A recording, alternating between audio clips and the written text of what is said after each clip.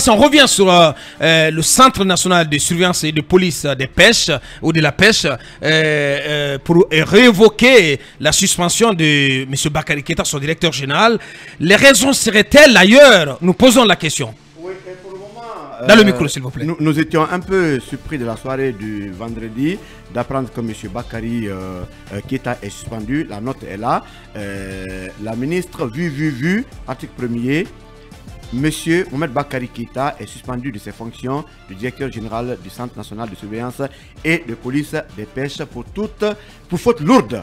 Article 2, la présente décision qui prend effet à compter de la date de signature sera enregistrée et publiée partout au besoin sera. Ouais. On a essayé de glaner des informations pour connaître les motifs. Donc c'est un arrêté pris par la ministre Charlotte. Charlotte, effectivement. Des arrêtés qui sont en cause en ce moment. Oui, les arrêtés ministériels. Et après ça, on a tout fait pour avoir les vrais motifs de cette faute lourde, il faut dire ainsi, mais très malheureusement, les proches ou le cabinet de communication de Madame la ministre m'a dit, un des membres me dit que la ministre a dit qu'il n'y a pas de communication. Ouais. La faute lourde, c'est celle qui est retenue.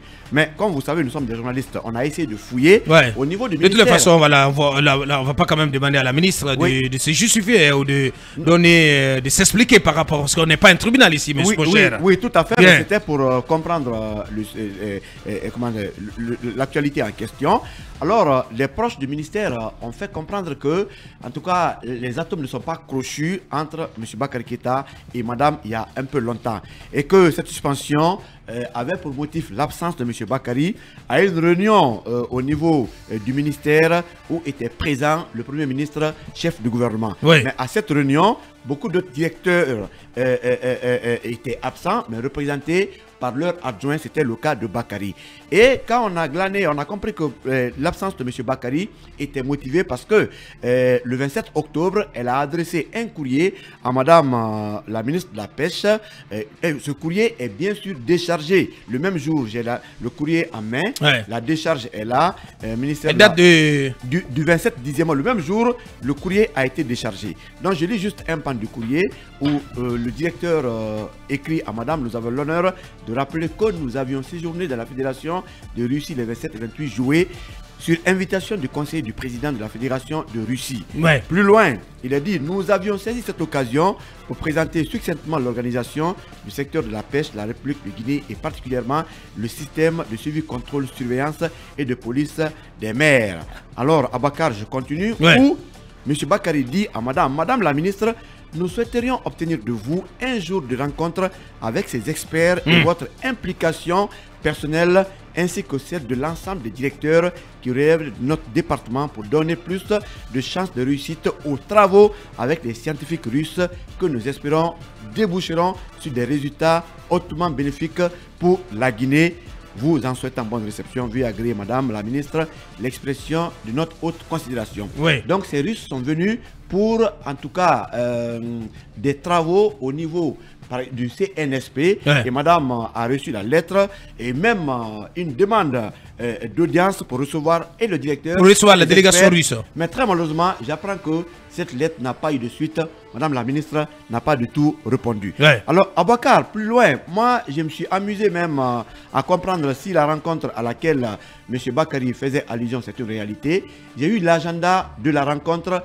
Des travaux dont il parle de la lettre ont bien sûr démarré le mercredi, je crois, 1er novembre. Bien. Les différents programmes. Le calendrier du séjour de... Bien sûr, le calendrier du séjour du travail des experts est là. Ça a commencé le mercredi.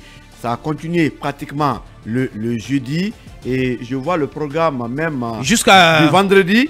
Oui, c'était jusqu'au samedi, hein? Oui, jusqu'au dimanche d'ailleurs. Bien. Mais malheureusement, c'est le vendredi soir que M. Bakary a été suspendu pendant qu'il était en pleine séance de travail avec les Russes de l'autre côté. Et dans cet agenda, Abakar, il y a même les tournées au niveau des débarcadères. Je vois ici visite dans les ports, les débarcadères, jusqu'à pratiquement l'intérieur du pays. Bien. On a tout cela ici. Il y a même les Russes qui ont aussi, en tout cas, établi leur agenda de travail, qui tient ici en main, et qui est traduit pratiquement en français.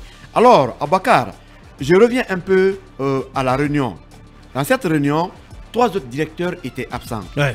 en dépit du directeur général du CNSP, il y avait le directeur général des pêches maritimes qui n'était pas là, il y avait le conseiller juridique qui n'était pas là, mais tous étaient représentés par leur adjoint à cette réunion.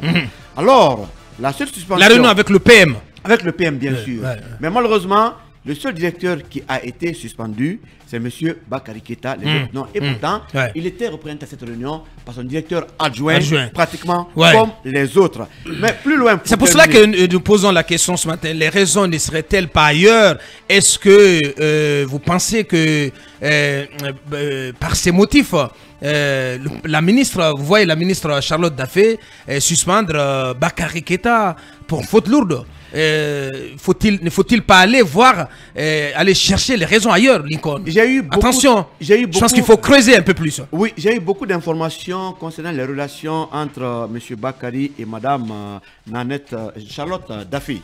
C'est cela. Mais Abakar, juste un petit point. Et souvent, le principe voudrait que pour suspendre un directeur, que le conseil d'administration, en tout cas, soit pratiquement informé. Ça n'a pas été le cas, la décision a été prise comme ça. Mais plus loin, on me dit que les relations sont très tendues entre M. Bakary et Mme la Notamment, on le sait très bien, autour des arraisonnements des bateaux.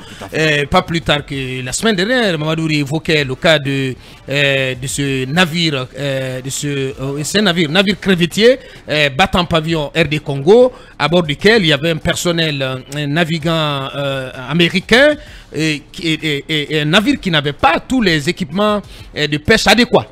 C'est important de rappeler cela, Mamadouri. Allez-y. Tout à fait, absolument. Malheureusement, il n'y a pas eu d'accès, non seulement au ministère lui-même pour avoir des informations, mais aussi, je veux dire, au CNPS. Je ne sais pas si je me trompe sur le sigle. Oui, bien sûr. Et je pense que tout ça... CNSP, pardon. Donc tout ça est la conséquence de l'inimitié qui n'est plus un secret entre Madame la ministre et Bakary. Parce que si c'est le service de Bakary qui arraisonne un bateau et que c'est lui qui doit faire un rapport technique circonstancié de cette situation, remonter au ministère et qu'il y a une barrière, il n'y a pas un climat de travail, de collaboration, eh bien les données ne seront pas partagées et malheureusement c'est les journalistes qui feront les frais parce que quand vous venez pour avoir les informations, c'est bloqué.